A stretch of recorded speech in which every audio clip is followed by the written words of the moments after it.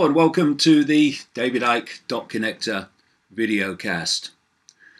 Well, what a mess. Of course, I'm talking about Brexit. And the mess was predictable from the start. It was meant to be a mess. It is meant to be a mess. Because when 17.4 million people voted in Britain to leave the European Union, that was called democracy. Remember that? But the political class didn't want it. The political class in Britain, of all parties, didn't want it. And the political class in the dark suits in Brussels didn't want it. And the political class around Europe, vast majority of it, didn't want it. So he's going to use that word. Can I use that word anymore? Can I? Just. So the conspiracy started to stop a proper Brexit. In other words, taking back British sovereignty from the dark suit, unelected bureaucrats in Brussels who've been dictating the fine detail of our lives year after year after year. And I'm not going to go into all that now because I've done it before about what this is all about. I put a video that I did about that with this one on the posting on davidicke.com. And if you want to go straight to YouTube, put my name in and Brexit mess was planned all along, and you'll see that background. I think it's over 250,000 people have watched it already.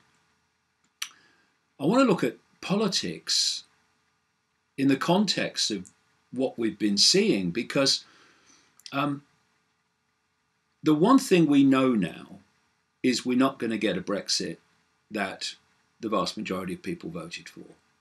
It's going to be watered down at best, or it's going to be stopped at worst. And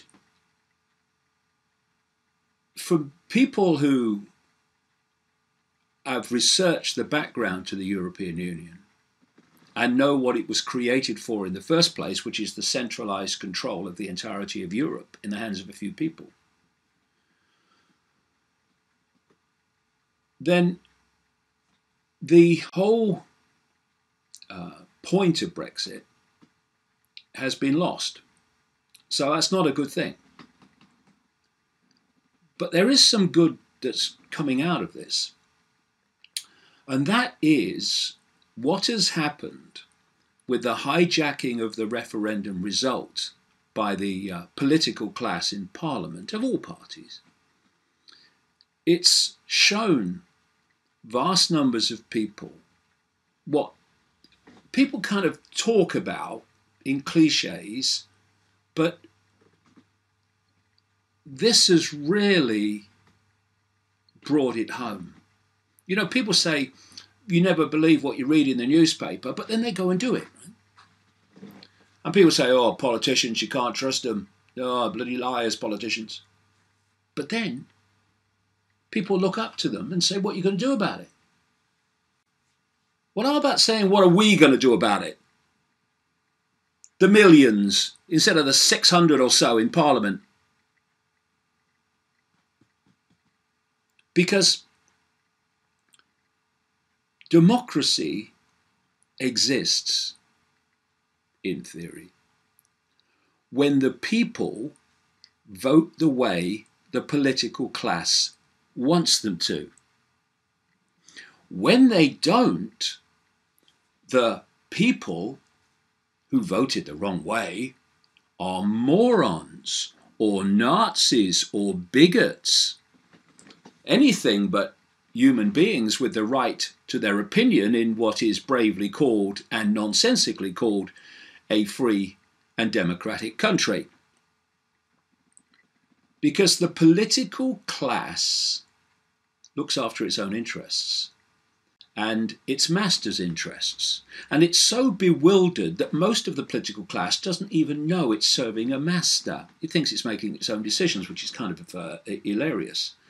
And it's worth just looking at what politics is, to see how irrelevant it is to human society, the freedom of human society, and the justice and benefit of human society.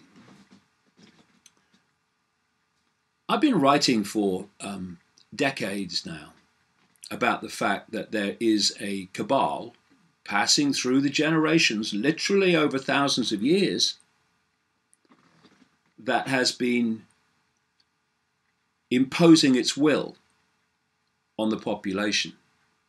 And the more that power has been centralized, of course the European Union is massively part of that, the more power at the center this cabal has had to impose its will even more, which is why it's moved on.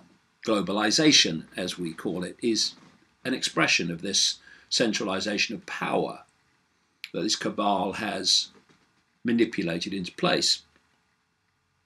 But there came a point, see, at one time, and for a long time, this cabal basically controlled through royalty, through inherited power. So some idiot who was just born at the right time in the right sequence becomes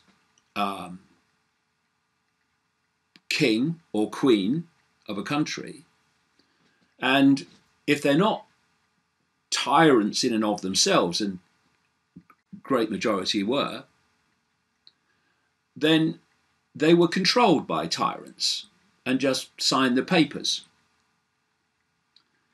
And so this was a good system. If there's a few of you and you want to control the many, you just control the succession of the leader. No involvement of the public at all. And job done.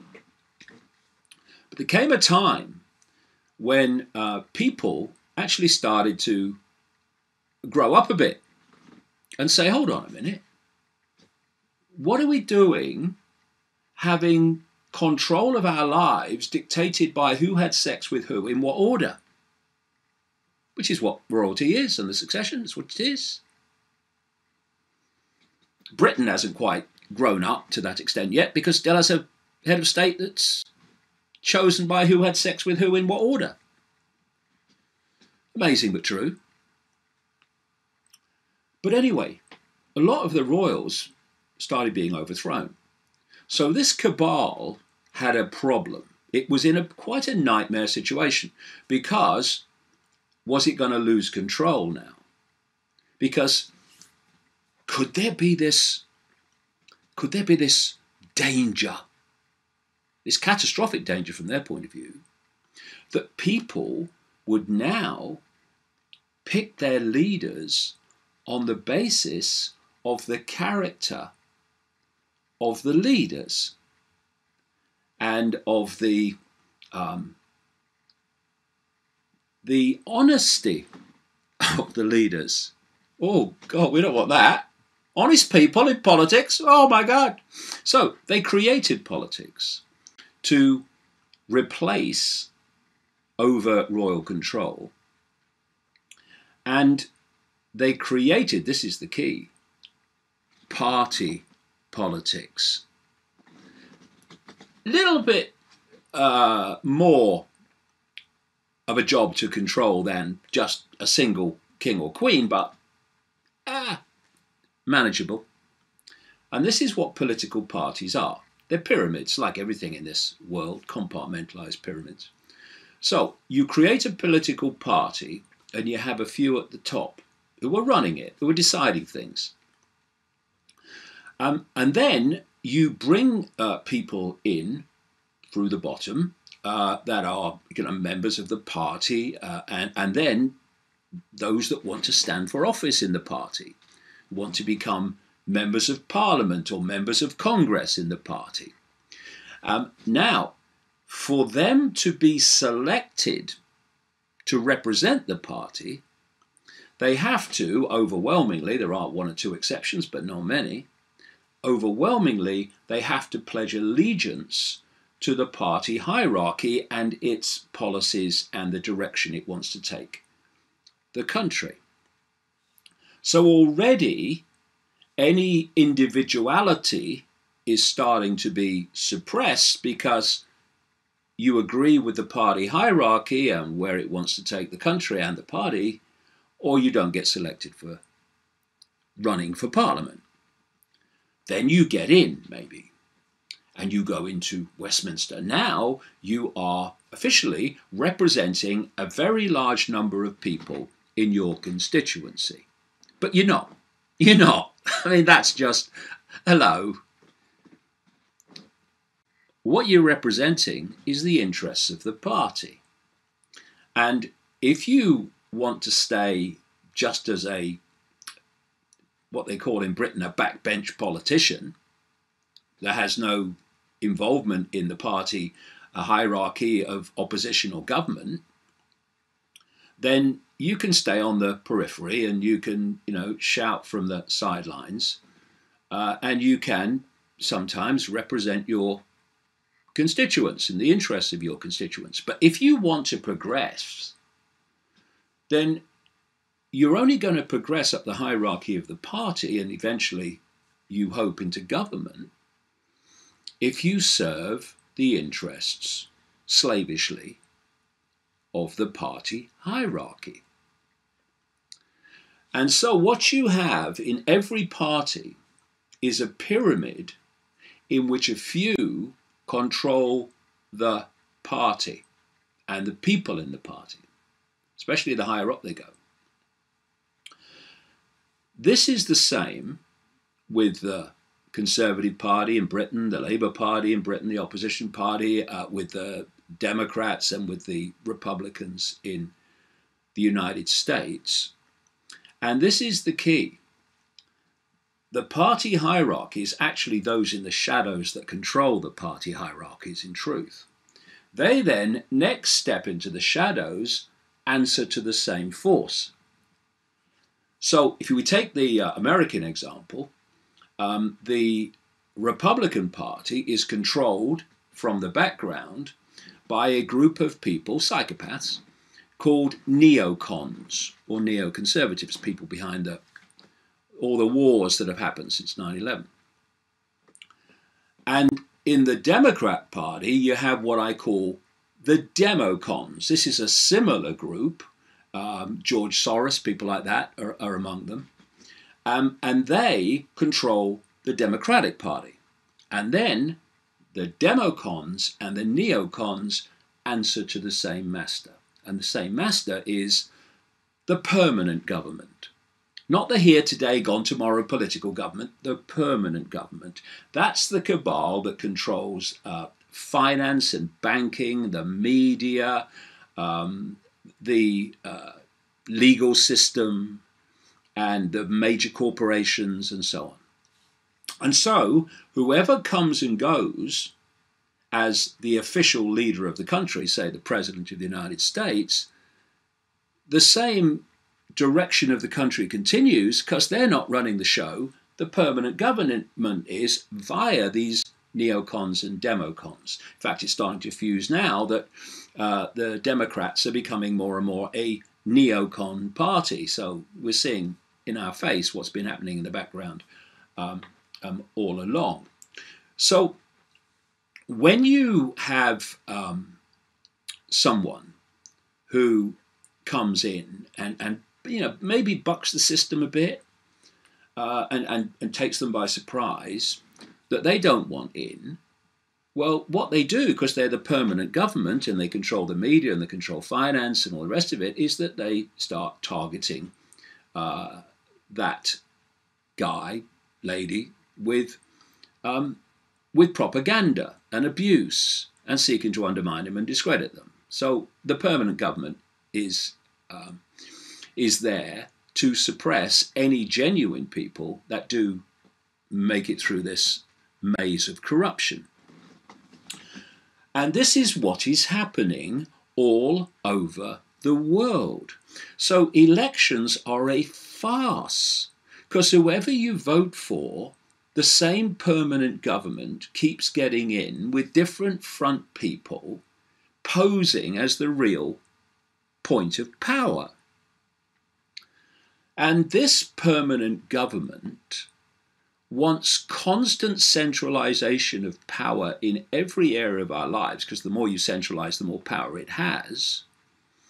And so the European Union was its creation. It's what it's there for, to centralize power in the hands of a few over the entirety of Europe.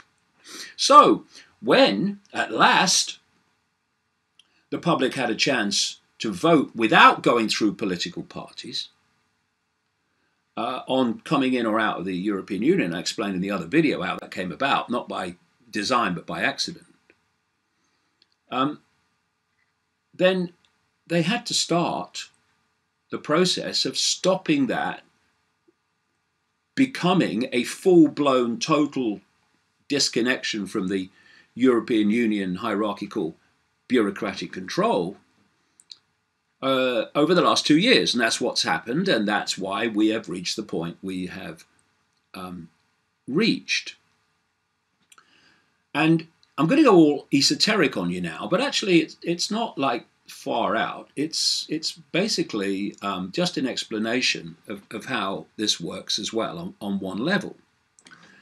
Everything is energy. Everything is energy. And the nature of that energy is dictated by its frequency. Every emotion has a frequency. Every organization has a frequency. The sum total of the people in an organization, their perceptual states together create a frequency field, if you like. And people going into that frequency field can, because it's the collective and they're the individual, they can start getting influenced by the perceptual nature of that field, even though they may have come into it with a different perception. And it's what I call getting vibrated into line. So what happens with the parliaments of the world is that there are some genuine people, although they're fewer and fewer because the party hierarchies are, of course, controlling who runs for office, and they are selecting more and more bland, yes sir, no sir, three bags full sir people, which is how the Labour Party was transformed under the leadership of Tony Blair by who was selected to run for office. It's not the Labour Party that I remember as a kid anymore, nothing like. Anyway, what happens is you've got this parliament, this vibrating field of perception, the parliament, and then people come in, and some of them are genuine. I want to change this. Look at this parliament. I want to change it. I want to make a difference. And they come in. But if they don't hold their own power, their own what has become known as values, their own integrity, if they start doing things for political expediency instead of on the basis of whether they're right and fair and just, what happens is they start getting vibrated into line. And they get absorbed into this field, this political field, and they become an expression of everything that they went into politics at start to challenge. And you see this endlessly. I mean, look at this bloke, what's his name? Neil Kinnock, former leader of the Labour Party. He was the Welsh firebrand. He was Nye Bevan reincarnated. He stood for the people. He was against the European Union. Shh. Welcome, Neil. Well, yeah, I think the EU is lovely, especially because I earn a fortune of it on it, and I've got a big pension from it, and me missus.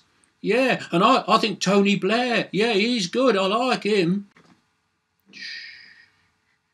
The system got him. And the system gets almost everyone in this way. So you look at Jeremy Corbyn, the current leader of the Labour Party. Corbyn didn't get involved in climbing the hierarchy of the Labour Party. He stayed in the background, on the back benches, and said some very sensible things about wars in the Middle East and other things, about Gaza and the treatment of the Palestinians. And he kind of held his integrity for a long time as a backbencher. Then, because he had integrity, or appeared to have integrity, people saw him, when he eventually stood for leader of the party, they saw him as basically the last hope. Here's a man with integrity who says what he thinks, who bucks the system. We'll have him. And again, the hierarchy of the Labour Party, the political class, were all kind of shocked by this. Oh, Corbyn's got in. Oh, my God. But what's happened? Corbyn comes in. Now he's in the body, the real body of the beast, as leader of the Labour Party. And now he's just another, many Labour members who still cling on forlornly in hope won't like it, but my opinion, he's just another dark suit politician controlled by the system. In fact, a man with so little spine that he's allowed the party to be taken over by Israel and sits on his hands with his mouth zipped, while even Jewish members of the Labour Party are thrown out for anti-Semitism. Ludicrous but true. This is what happens. This is how it works. And so you become part of the political class. And Corbyn's Labour Party has played a very, very significant part in stopping a full-blown Brexit happening. Even though, until he became leader, he was all for pulling out of the European Union. See? So, Brexit, from the moment that the referendum result was announced, in fact, within the first hour, I posted on the internet that this is just the start. They're not going to go quietly. And of course, it was hardly a great prophecy, because that was obvious that was going to happen. Political class didn't want it. The key was when, through people like this Gina Miller, that Parliament got control of the decision at the end of Brexit. That was crucial because there is a very significant majority of members of Parliament across all parties, one-party states, who don't want Britain to leave the bureaucratic tyranny of the European Union. So once Parliament got control of the final decision, you knew that Brexit, meaning Brexit, that Theresa May was always talking about, was never going to happen. And that's what we have seen right up to present day. Now they've just voted to delay the leaving of Brexit unless there's a vote for May's deal, which is no Brexit at all. So this is how the political class works. So we can go on accepting this, and we can go on looking up. You know, people say, oh, politicians, like I said earlier, you can't trust them, they're all liars, all after their own thing.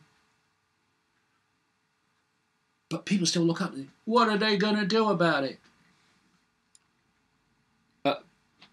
Nothing. Nothing. See, the way the system works, they come into an election campaign, they tell you what they think you want to hear, their natural constituency, that area they think will definitely vote for them. And then there's the ones that might vote for them, and they get all the priority, not the ones they really think will vote for them and no one else anyway. They're a gimme, so they're the gimme vote. So we will concentrate on these that we have to get that might vote for either. And we'll tell them what they want to hear. We'll say all the right things. And then we get into power. But there is no contract with the people to do what they said they do to get elected. And therefore, they do what they bloody like for the next 4 or 5 years until the same farce is repeated. And they tell you what you want to hear again and then do something different. And this is going on and on and on, generation after generation. Politics is a hoax. Party politics is a hoax. So the few in the background can hold the reins of power, whichever puppet politicians might appear to be in office. And they get the public to focus only on the here today, gone tomorrow puppets in office as where the power is, when the real power is somewhere else. And the real power is then left to do what it likes, unchallenged, because their puppet politicians are the focus of public attention in terms of what's happening in the world. So like I say, we can go on doing this. Well, we have, haven't we? Generation after generation. And we've got where we are now. And Brexit is a wake-up call. Just like me being banned from Australia recently was a wake-up call for so many in Australia who were saying, well, hold on a minute, what's going on in Australian society? It's a wake-up call. So these negative things on the surface can be very good. And this what's happening with Brexit can be very good if people recognise that politics is an irrelevance. Politicians are not there to care about them and make their lives better. You've got to serve their own interests and serve the interests of that permanent government. And the more that we have these fault lines of division, of race and religion and income bracket, the more we fight among ourselves and let the permanent government do what it bloody likes. So people say, well, what can we do? Well, here's an idea. Find a room with mirrors on the wall. On all the walls, mirrors. Mirrors on the floor and mirrors on the ceiling. And then ask the question, who's going to sort this out? And all around you will be the answer. Because that, what are they going to do about it, has got us here. Now, if you want to go somewhere else, we have to stop doing that and say, what are we going to do about it? And realise that whether you are white, middle class, Muslim, Hindu, Jewish, doing this job or that job or that job, this cabal has us all in its gun sights. And if we go on fighting among ourselves, it will prevail. We need to put them things aside and realise that if we come together, there are 7.5 billion in the world and a tiny handful that are dictating the lives of those 7.5 billion. I think I see a way out of this. And what's happened with Brexit has put it on public display. Politics is an irrelevance. It's not going to change anything. So we have to do it.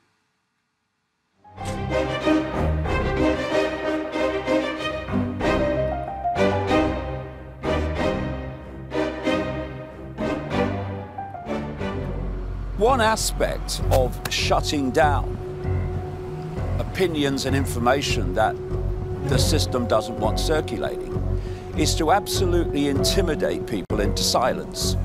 And out of this building, of course, has come the infamous Twitter storm.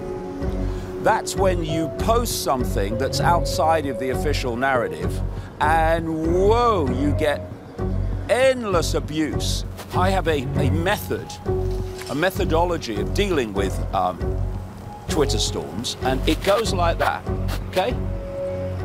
If you don't agree with what I say, please be my guest, because that's your human right, that's your freedom. But if you think that you can have an opinion and I can't, well, see that, because I don't give a shit. You have a right to freedom, great. And you want that, don't you? Oh yeah, I have freedom to say what I like. Well, I have that right too, and so does everyone else.